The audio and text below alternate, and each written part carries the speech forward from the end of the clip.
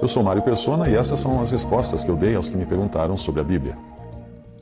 Você escreveu perguntando se Deus quer que todos sejam salvos, porque não salva todos. E a sua dúvida surgiu de 1 Timóteo 2,4, que diz que Paulo estaria falando de todos os homens. Ali você pergunta, será que Paulo estava falando de todos os seres humanos, ou estaria falando apenas dos homens que podem receber a verdade ou chegar ao conhecimento dela?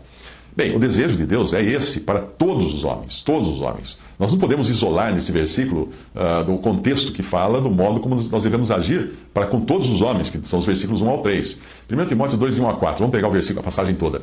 Exorto, pois, antes de tudo, que se façam súplicas, orações, intercessões e ações de graças por todos os homens, pelos reis e por todos os que exercem autoridade, para que tenhamos uma vida tranquila, sossegada, em toda piedade e honestidade. Pois isto é bom e agradável diante de Deus, nosso Salvador, o qual deseja que todos os homens sejam salvos e cheguem ao pleno conhecimento da verdade.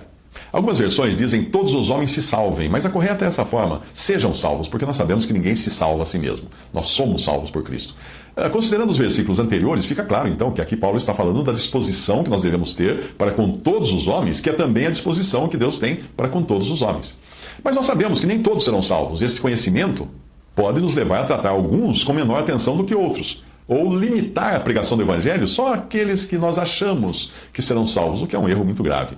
Deus não limitou o seu Evangelho, ele é proclamado em todos os lugares, apesar de nem sempre encontrar ouvidos receptivos. Então Deus realmente está colocando a salvação à disposição de todos, e essa também deve ser a disposição do coração de todo aquele que crê, interceder por todos os homens.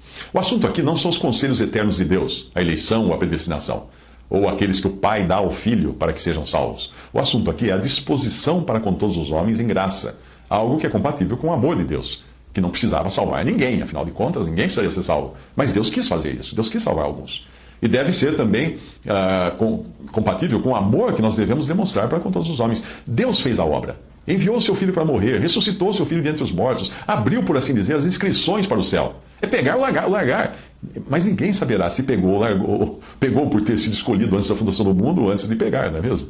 Ou seja, antes de crer no Salvador. Sim, os salvos foram escolhidos antes da fundação do mundo. Mas você nunca saberá se foi ou não se você não pegar, não crer. No que diz respeito ao Evangelho, a porta está aberta para todos, porque Cristo morreu por todos. Porém, muita atenção agora, apenas muitos serão salvos. Quais? Aqueles cujas iniquidades ele levou sobre si na cruz. 2 Coríntios 5,15 fala, ele morreu por todos. Isaías 53,11 fala, o trabalho da sua alma ele verá e ficará satisfeito com o seu conhecimento, o meu servo justo, justificará a muitos. Porque as iniquidades deles, desses muitos, levará sobre si, pelo que lhe darei a parte de muitos. E com os poderosos repartirá ele o despojo, porquanto derramou a sua alma na morte e foi contado com os transgressores, mas ele levou sobre si o pecado de todos. Não. Levou sobre si o pecado de muitos, e pelos transgressores intercedeu. Veja também Hebreus 9,28. Assim também Cristo, oferecendo-se uma vez para tirar os pecados de muitos, aparecerá a segunda vez sem pecado para os que o esperam para a salvação. Então Cristo morreu por todos, porém levou os pecados de muitos, que são apenas os salvos. Todavia, no que diz respeito aos desígnios eternos de Deus, os que dantes conheceu também os predestinou para serem conformes à imagem do seu Filho, a fim de que ele seja o primogênito entre muitos irmãos. E aos que predestinou, a esses também chamou, e aos que chamou, a esses também justificou, e aos que justificou, a esses também glorificou. Romanos 8,29. Uma coisa não é incompatível com a outra, simplesmente porque quando nós olhamos a figura mais ampla, nós aprendemos que é assim que é, porque é assim que Deus fez. Não há o que discutir com Deus. Quando nós olhamos com desconfiança os desígnios de Deus, nós acabamos duvidando do seu amor, mas isso é só porque nós somos humanos, imperfeitos e incapazes de compreender o quadro todo. Uma criança não compreende muitas coisas que ela só vai compreender depois, quando chegar na fase adulta. Qualquer conclusão que uma criança venha a tirar enquanto é criança estará baseada num conhecimento parcial que ela tem da vida. Em que fase está o nosso entendimento das coisas de Deus? Somos crianças. Para certas coisas, nós não podemos tirar conclusões, apenas crer que são assim, porque Deus revelou assim, dessa maneira. Por quê? É com Ele. Eu sei que às vezes certas coisas parecem injustiça quando julgadas por nossa mente carnal e com as limitações que nós temos. Assim, muitos erroneamente consideram uma injustiça Deus salvar apenas alguns, enquanto outros continuarão na sua condição de condenados, porque não foram salvos.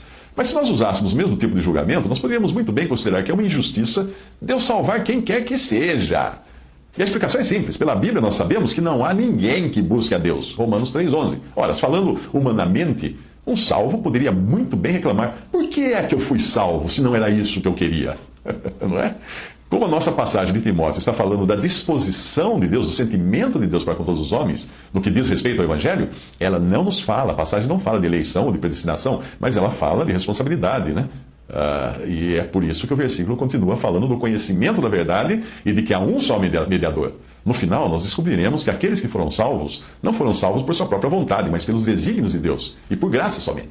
E aqueles que não foram salvos, não foram simplesmente porque não queriam ser, que é uma condição que é comum a todos os seres humanos antes de nascerem de novo, antes de receberem vida, vinda de Deus, para que possam sentir o peso dos seus pecados e crerem no Salvador. Romanos 11, 33 a 34, ó profundidade das sabedorias, tanto da sabedoria, ó profundidade das riquezas, tanto da sabedoria como da ciência de Deus. Quão insondáveis são os seus juízos, quão inescrutáveis são os seus caminhos, porque quem compreendeu o intento do Senhor? Quem compreendeu? Ou quem foi o seu conselheiro?